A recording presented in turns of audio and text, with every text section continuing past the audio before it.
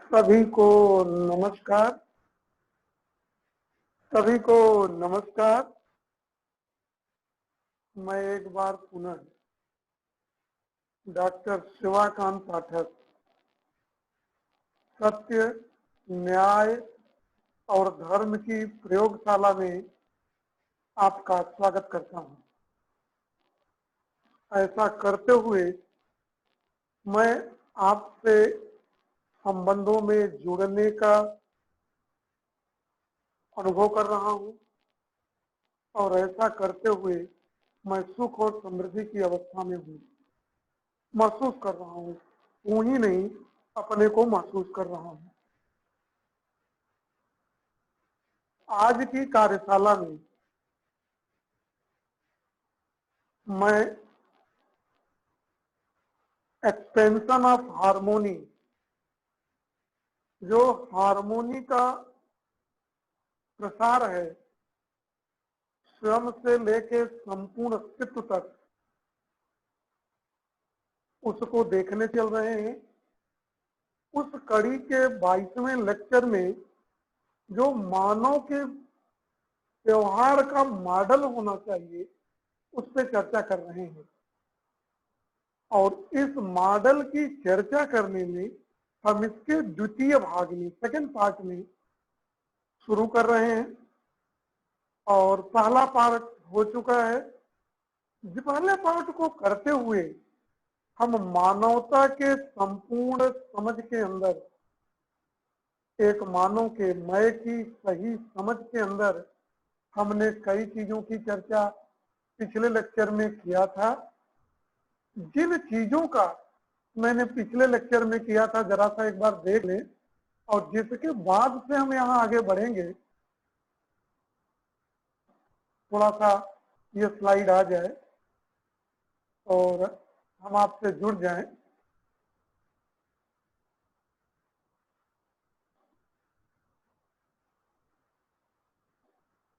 मैंने सारी चीजों को करने के लिए जो कहा था कि हम मुख्य चीज है जब भी कि हम दो प्रश्नों को देखें, what to do and how to do.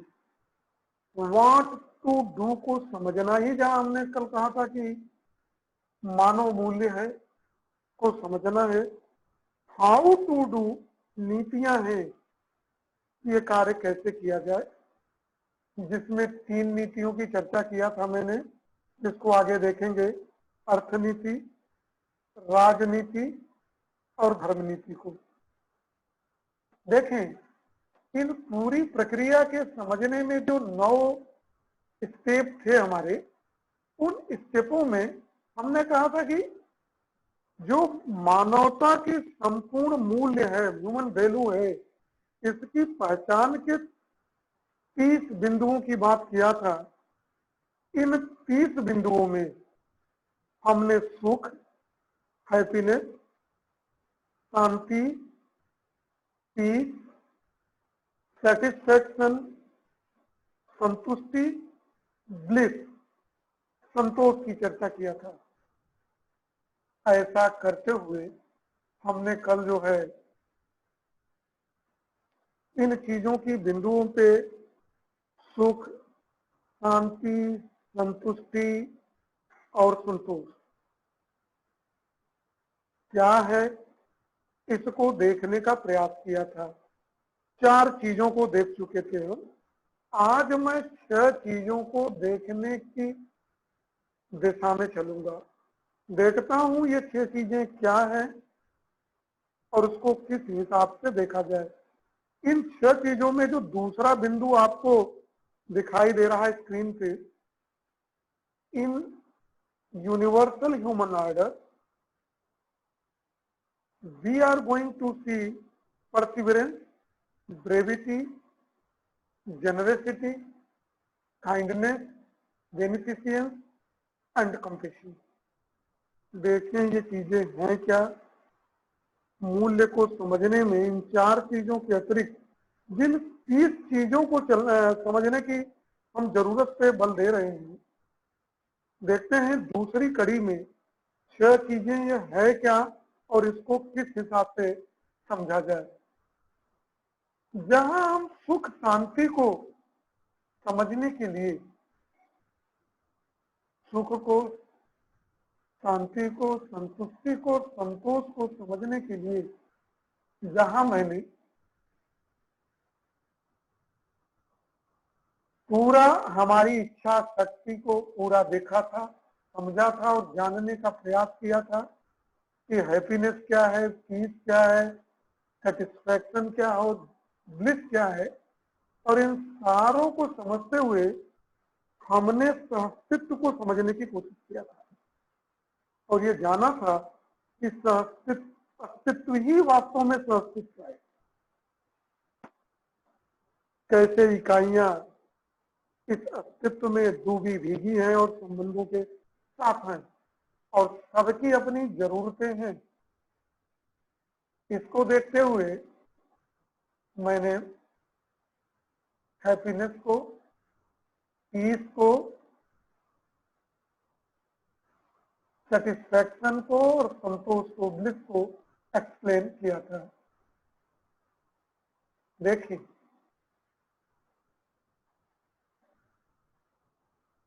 आज जो देखने चल रहे हैं,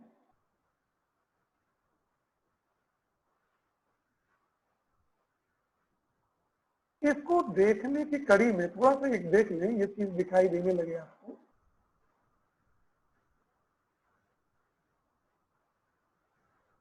तो थोड़ा सा पार्टिसिपेशन, जब ये बड़ा हो गया, participation of universal order as a human being.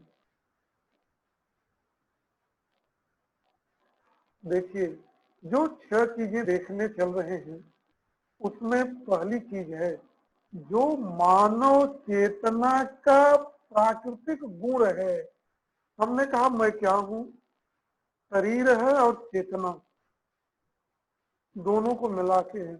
चेतना मतलब जीवन, जीवन मतलब मैं, जो मैं शरीर के अंदर रहता हूं और मुझे ही सुख समृद्धि की निरंतरता को चाहिए।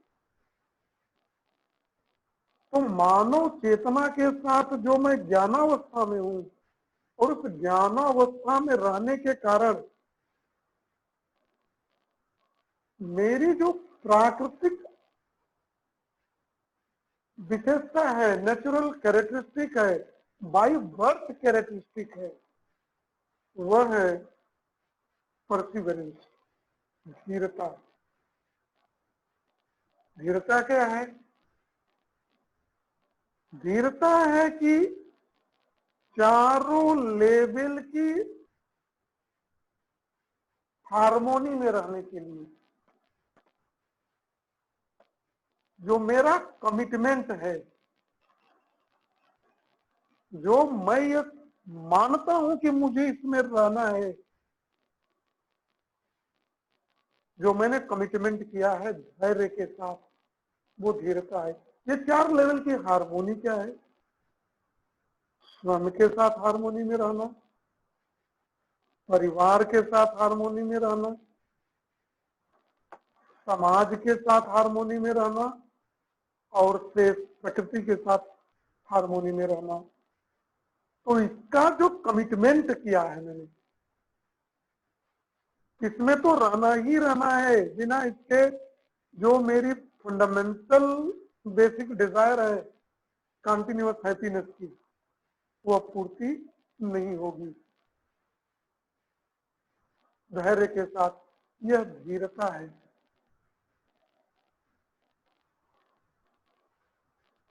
और धीरता क्या है? ब्रेविटी।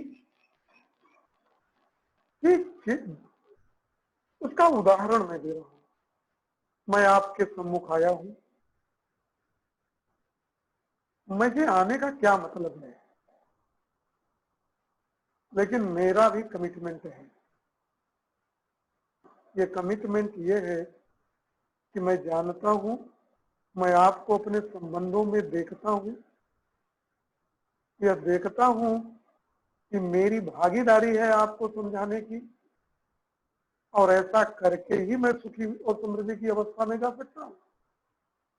तो ये जो मेरा कमिटमेंट है चारों लेवल की हारमोनी को समझाना,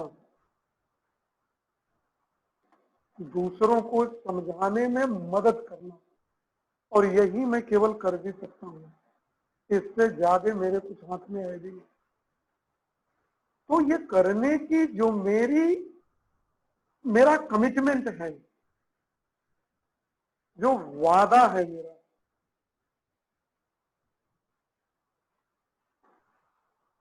हारमोनी को समझने के लिए और चारों लेवल की हारमोनी में रहने के लिए। इसका मतलब हारमोनी में चारों लेवल के कब रहेंगे? जब हम जानेंगे मन के साथ मेरा संबंध क्या है, मेरा शरीर के साथ संबंध क्या है, शरीर का मैं उपयोग किस कार्यों के लिए करता हूं, शरीर की आवश्यकताएं क्या है, मेरी आवश्यकताएं क्या है, इन दोनों में कौन प्रधान है। अगर मैं प्रधान हूं, जैसा कि बताया गया पिछले लेक्चरों में, तो इस शरीर की देख सुरक्षा और पोषण की जिम्मेदारी किसकी है? उसके लिए सुविधाओं का निर्धारण किस तरह किया जाए, कितनी जरूरत है, सही मात्रा में क्या जरूरत है, इसकी जानकारी। जिस परिवार में हम रहते हैं, परिवार जब मैं कहता हूं तो परिवार का मेरा मतलब है, एक छोटे शब्दों में समझें कि जहां 3 पीढ़ियां एक साथ रहती हैं, तो उनके साथ हारमोनी में कैसे रहें, संगीत की अवस्था में सुख और समृद्धि की निरंतरता में कैसे रहें, समाज के साथ क्या हमारा संबंध है और उस संबंधों के पूर्ति को कैसे रखें, और प्रकृति के साथ, प्रकृति का मतलब क्या हुआ, पदार्थ की अवस्था के साथ, प्राणावस्था के साथ प्लांट, और जीव अवस्था के साथ एनिमल ऑर्डर। तो ये जो चारों लेवल की हारमोनी है, इसको समझना, लोगों को दूसरे मैं को समझाना और उसमें रहना, यह हमारी क्या है, वीरता। तो देखें, हमको चाहिए क्या?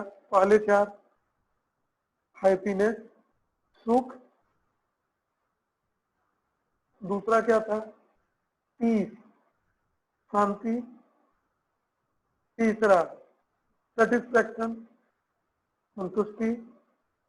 चौथा ब्लिस, संतोष। ये चारों गुण तभी हम सीख पाएंगे, ये सारे एक दूसरे से डिपेंडेंट हैं। जिन 30 चीजों की, 30 चीज की मैं यहाँ करूंगा चर्चा, तो इस चर्चा के दरमियान जरूर ये हमको महसूस होगा कि बिना इन 30 चीजों के समझे, ऑल 30 थिंग्स, हम अस्तित्व को कायदे से समझ ही नहीं पाएंगे। और जब हम अस्तित्व को समझ नहीं पाएंगे तो जी कैसे पाएंगे, और जी नहीं पाएंगे तो सुख और समृद्धि की अवस्था, परमानंद की प्राप्ति कैसे हो पाएगी, और जिसके लिए हम यहाँ आए हुए हैं। देखिए, धीरता को समझने के बाद हम वीरता को समझने चले हैं, और वीरता को समझने के बाद हम उदारता को देखने चल रहे हैं।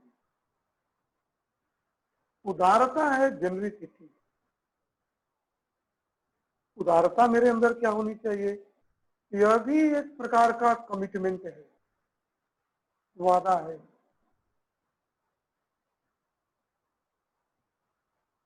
This is the commitment to invest one's self, body and physical facility for understanding and living in harmony at all 4 levels.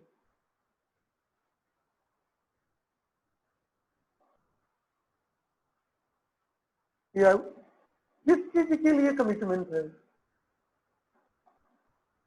क्या करना पड़ेगा? मैं अपने शरीर के लिए, जिसकी चर्चा भी हम कर रहा था कि 4 लेवल में हार्मोनी रहने के लिए चाहिए तो मुझे, दूसरे को नहीं।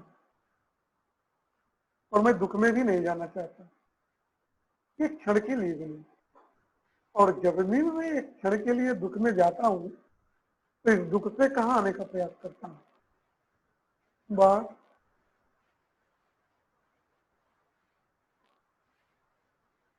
इस दुख से बाहर आने का प्रयास करता हूँ। और जब मैं ऐसा प्रयास करता हूँ तो मैं तरह तरह की चीजों को देखता हूँ, तरह तरह की बातों को करता हूँ। पहले मैं मान्यताओं में जीता था, अब मुझे सहज प्रकृति का ज्ञान है। तो मैं अच्छा, क्योंकि मुझे ही चाहिए और मैं शरीर में स्वस्थ के साथ रहता हूँ, और ये शरीर नहीं रहेगा तो मैं भी नहीं रहूंगा, मेरा व्यक्तित्व नहीं। तो इस शरीर सही रूप में रहे, इसकी जिम्मेदारी किसकी है? हमारी न। जब ये शरीर स्वस्थ रहेगा तभी तो मैं इसका उपयोग औजारों के रूप में कर पाऊंगा अपने सुख और समृद्धि की निरंतरता की प्राप्ति के लिए।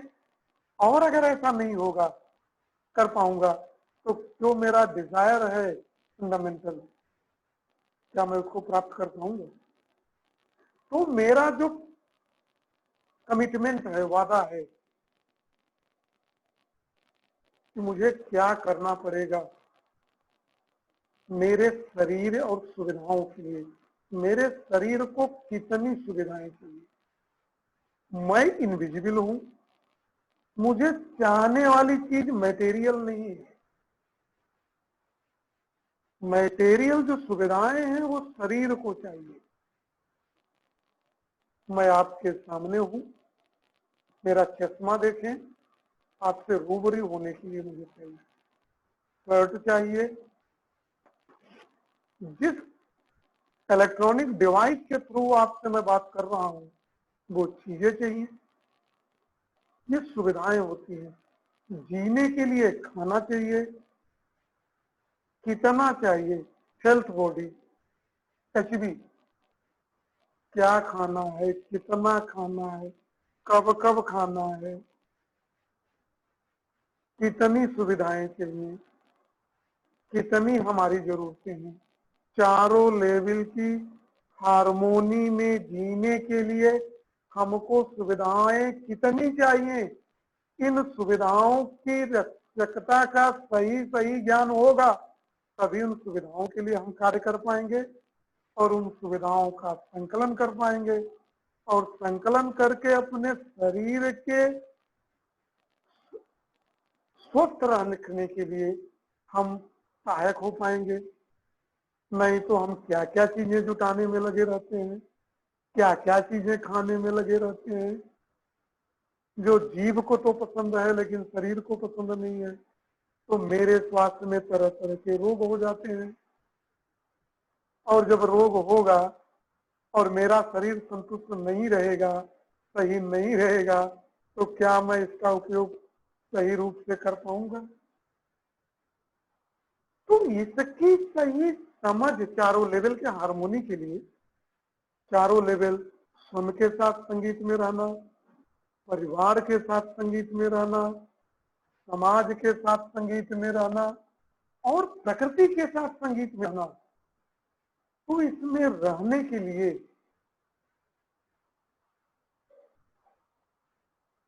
जिन चीजों को हमारे शरीर को हमको जरूरत है उसका ज्ञान रखना ही उदारता है। ये उदारता हम किसके साथ करते हैं? अपने शरीर की। और अगर नहीं स्वस्थ रख पाते हैं, खाना खाया सो गए, योगा नहीं किया, वजन बढ़ता जा रहा है, ऐसी चीजें खा रहा हूं जिससे वजन बढ़ता जा रहा है, प्रकृति से दूर रह के आर्टिफिशियल इन्वायरमेंट में हूँ, इम्यूनिटी को कमजोर करता जा रहा हूं। शरीर के अंदर रोग प्रतिरोधक क्षमताएं कम होती जा रही है।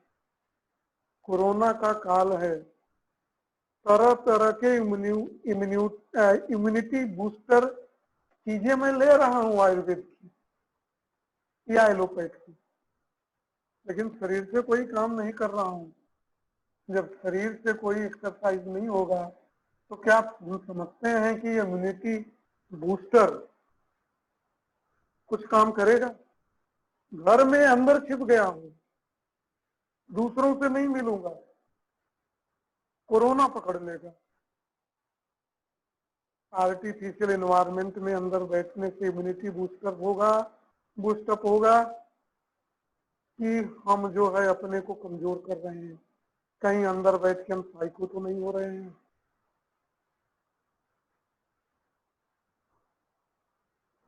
इन सब चीजों को जानना जेनरिसिटी की श्रेणी में उदारता है। तो ये धीरता, वीरता और उदारता ये तीसरी है।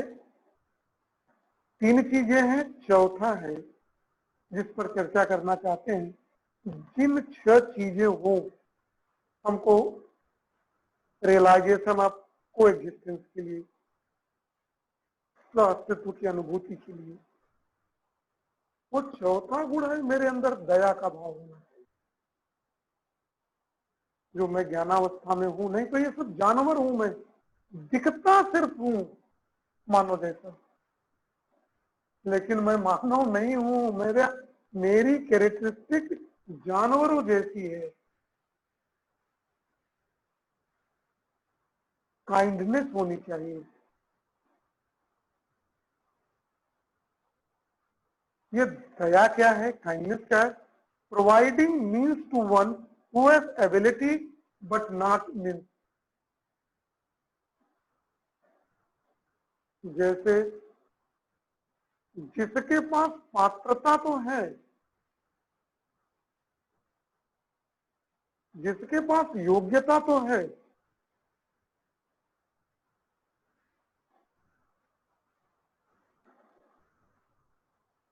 लेकिन वो वस्तु उसको उपलब्ध नहीं है, वही वस्तु उपलब्ध करा देना दया है। मैं एक एग्जाम्पल देता हूं, 2 चीजों से समझे इस बात को। एक व्यक्ति भूखा था, बहुत भूखा था, हमने देखा कई दिनों से खाना नहीं खाया था, उसने मुझे बताया भी। मैंने उसको कुछ पैसे दिए जिससे वो अपना पेट भर सकता था। वो ले लिया, खाना खा लिया, संतुष्ट हो गया, शरीर उसकी संतुष्ट हो गई। निश्चित रूप से मैंने उसके साथ दया किया, यह भी, लेकिन एक और दया का श्रेणी है। अगर इससे बड़ी भी दया हो सकती है, अगर मैंने उसे रास्ता दिखा दिया कि अगर तुम ये काम करोगे, इस तरह से रहोगे, तो मैं आपकी मदद 1 दिन कर सकता हूं, 2 दिन कर सकता हूं, लेकिन मुझको उसको कमाने का रास्ता मैं बता दूं जिससे वो रोज अपना समय समय से अपने शरीर का ध्यान, पोषण की और सुरक्षा की जिम्मेदारी को उठा सके। वो किस तरह की उसकी एबिलिटी है, उसकी एबिलिटी को पहचान के उसके एबिलिटी के अनुरूप उसको जो है प्रेरित कर देना दया की श्रेणी में आता है। स्वामी विवेकानंद जी ने भी दया की परिभाषा को इसी रूप में रेखांकित किया हुआ है। मेरे कहने का ये मतलब एकदम मत लगाइएगा कि किसी की आर्थिक मदद न की जाए, निश्चित रूप से की जाए और करना भी चाहिए, लेकिन उसके साथ साथ व्यक्तियों को पहचान के, उसकी क्षमताओं को पहचान के वो वस्तु उपलब्ध करा देगा दया की श्रेणी में। जिसकी उसके पास एबिलिटी है वो जानता नहीं है, तब ये दया है।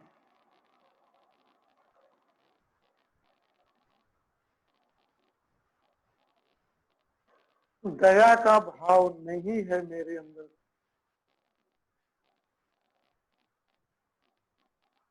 मैं निर्दयी हूं, दूसरों को देखता हूं, समझता भी हूं, मेरे अंदर क्षमता है, मैं कर सकता हूं, बगल से गुजर जाता हूं। क्या मैं सुख और समृद्धि की अवस्था में रह सकता हूं? सोचें, समझें, ध्यान से सोचें तो जरूर उत्तर निकलेगा कि नहीं। इन उत्तरों में देखने की जरूरत है, समझने की जरूरत है। दया को दया की भाव से देखा जाए, तब मैं दया को समझ पाऊंगा। तो जो हमने देखा है अभी, उन चीजों को देखें। पहले नंबर पे हमने देखा धीरता को, वीरता को, उदारता को, उदारता के बाद दया को मैंने देखा, दया के बाद बेनिफिसेंस, बेनिफिशरी, लाभ पाने वाला, कृपा का पात्र।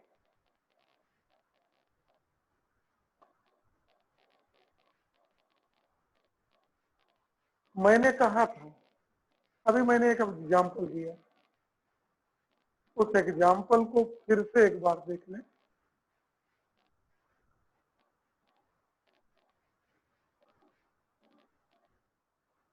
जिसके पास कोई वस्तु है लेकिन उसके पास उसकी पात्रता नहीं है, एबिलिटी नहीं है, उसे उसकी पात्रता को उपलब्ध करा देना चाहता है।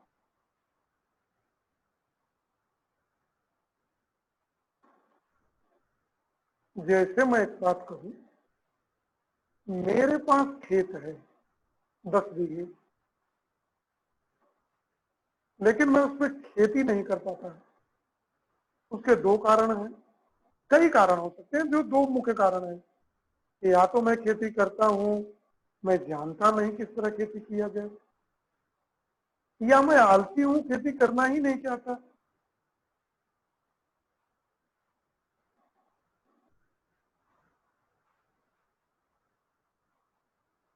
तो उस जो चीज मैं नहीं जानता हूं उसको बता देना, वो कृपा की श्रेणी है।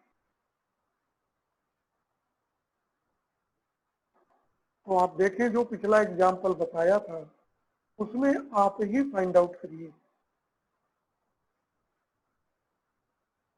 कि दया क्या है, कृपा क्या है। दया और कृपा में जो डिफरेंस है, माइन्यूट लाइन वो देख लें। जिसके पास पात्रता है, एबिलिटी तो है, और वो चीज नहीं है, उसको उपलब्ध करा दीजिए।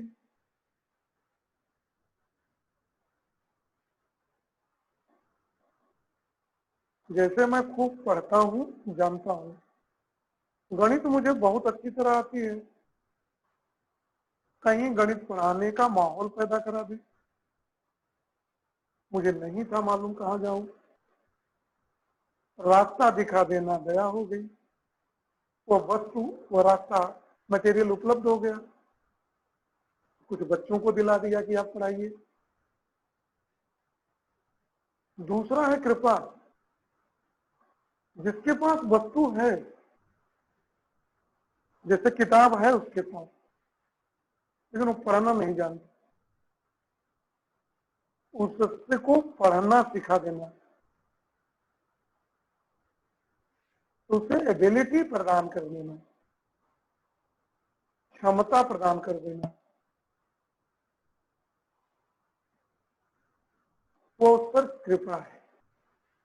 पैसा दे देना कृपा नहीं है।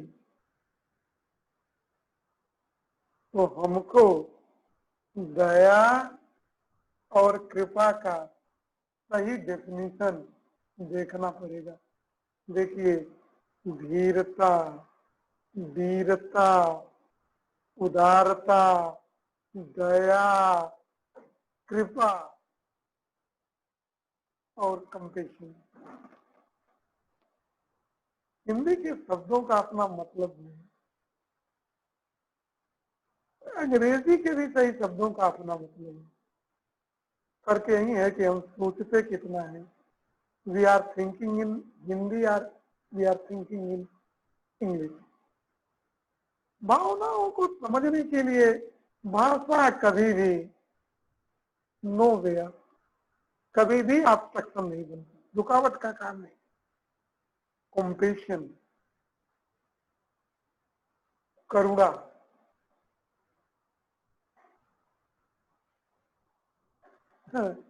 ऐसा आदमी जिसके पास न वस्तु है कोई, न उसको रखने की उसकी एबिलिटी है, उसकी क्षमता ही है। बहुत लोग हैं समाज में।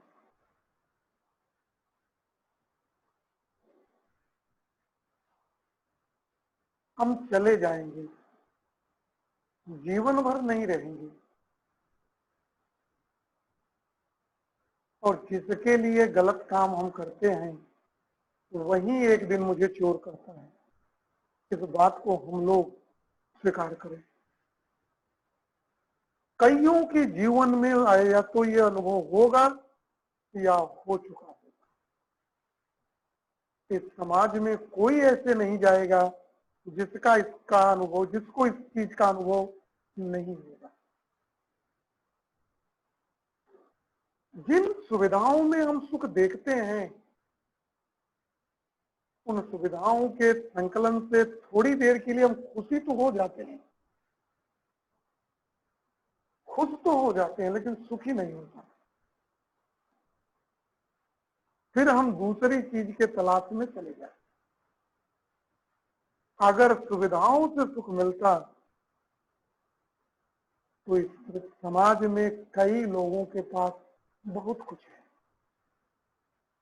और आपने अनुभव किया होगा, हम सबने अनुभव किया होगा, जितना ही जिसके पास है उतना ही और उसके संकलन में लगा। यह जरूर आप अनुभव करेंगे। इस बात से जब भी ध्यान से हम आप देखेंगे, इससे कभी इनकार नहीं कर सकते। यह एक पहलू है समाज का। समाज का जो दूसरा पहलू है, कई ऐसे लोग हैं जिनके पास न वस्तु है, न वस्तु को रखने की एबिलिटी है, पात्रता है, न उनकी योग्यता है, जिसकी बात आती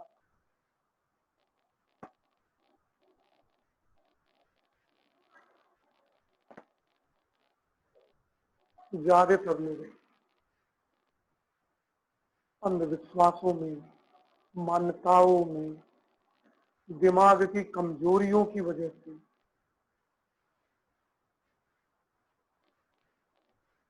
बहुत ही नरकीय जीवन जी रहे हैं। क्या हमने सोचा है, अगर हम ये समझ पाए हैं कि हमारा मैं एक इस ब्रह्मांड में इकाई हूं, और इस ब्रह्मांड में जितनी भी इकाइयां हैं,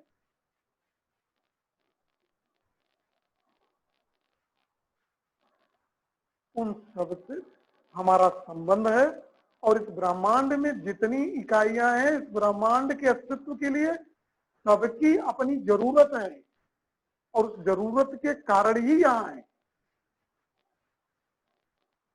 अगर हम इस सिस्टम में कोई भी अपनी तरफ से बदलाव करते हैं तो हम इसके साथ अन्याय करते हैं।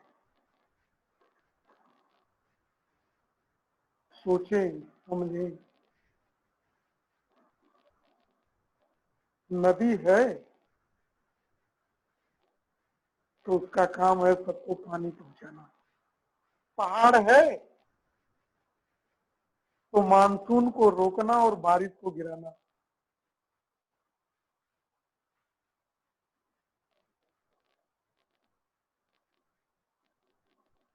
समतल मैदान है तो पेड़ पौधों को उगाना, जीवों के लिए खाने पीने की व्यवस्था करना। जब हम कायदे से समझेंगे इन चीजों को, इस ब्रह्मांड में पाए जाने वाली सभी इकाइयों की अपनी जरूरत है। और ये जानते, हर इकाइयां जानती भी हैं कि मेरी जरूरत क्या है और उस जरूरत की पूर्ति मैं कैसे करूंगा, चाहे वो सजीव हो और चाहे निर्जीव हो। तरह तरह का समाज में विसंगतियां हैं। आतंकवाद को हम देख ही रहे हैं। भाई भाई का नहीं है, पड़ोसी पड़ोसी का नहीं है, बाप बेटे का नहीं है, बेटा बाप का नहीं है। कैसी स्थितियां हैं समाज में। कई लोगों के पास न वस्तु है न पात्रता है। एक छोटा सा कोट है, 1947 में आजाद हुए और आज 2020 है, कोरोना का समय चल रहा है। 1947 में भारत का जब विभाजन हुआ था तो एक भारत से पाकिस्तान और पाकिस्तान से भारत आने वाले लोगों में सामानों को लाद के सर पर रखकर जिस तरह से चल रहे थे, आज महानगरों में, इस देश में महानगरों से गांवों की तरफ जब पलायन हुआ था तो उसी तरह का हुआ है। कोई अंतर नहीं दिखाई दिया। कितना विकास हुआ, कितना चीजों का हमने दोहन किया, पर्यावरण को कितना खराब किया। सबको चीजें मिली, ज्ञान मिला कि नहीं। तो दुनिया की सबसे बड़ी वस्तु है ज्ञान। आप पहुंचा दीजिए, जीना तो लोग स्वयं सीख लाएंगे। यह जो सुविधाएं आप प्रदान करते हैं इसका विरोध नहीं है, जो कर सकते हैं करें, लेकिन उससे भी बड़ी चीज है इसको प्राप्त करें। जिनके पास वस्तु भी नहीं और उसकी एबिलिटी भी रखने की नहीं है। कुछ लोग हैं सब बेचे पड़े हैं, तोड़े पड़े हैं। कुछ लोग हैं संकलित किए पड़े हैं।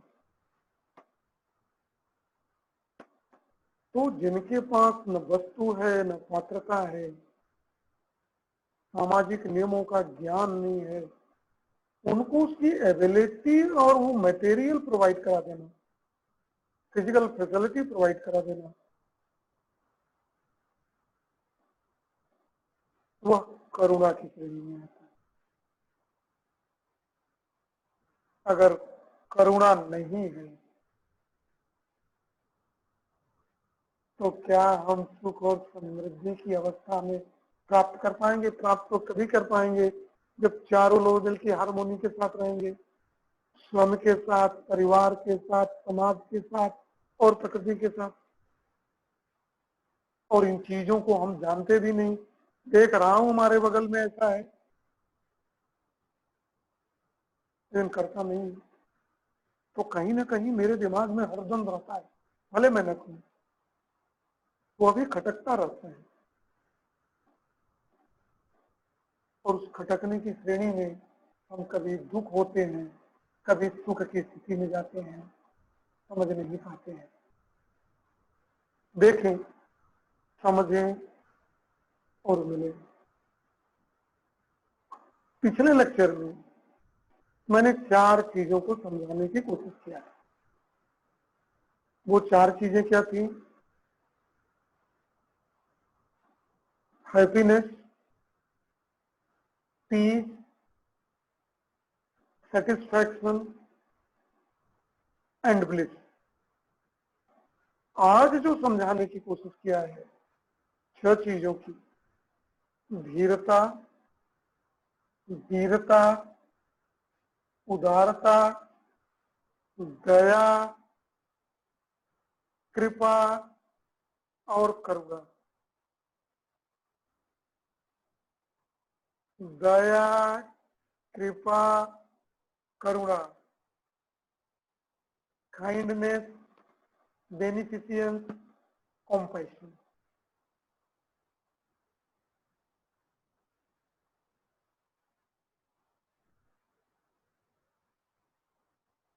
इस बारीक लाइन को कायदे से समझे। मुझे आशा ही नहीं, पूर्ण विश्वास है, और ऐसा कहते हुए मैं आपके हृदय के स्पंदन को महसूस भी कर रहा हूं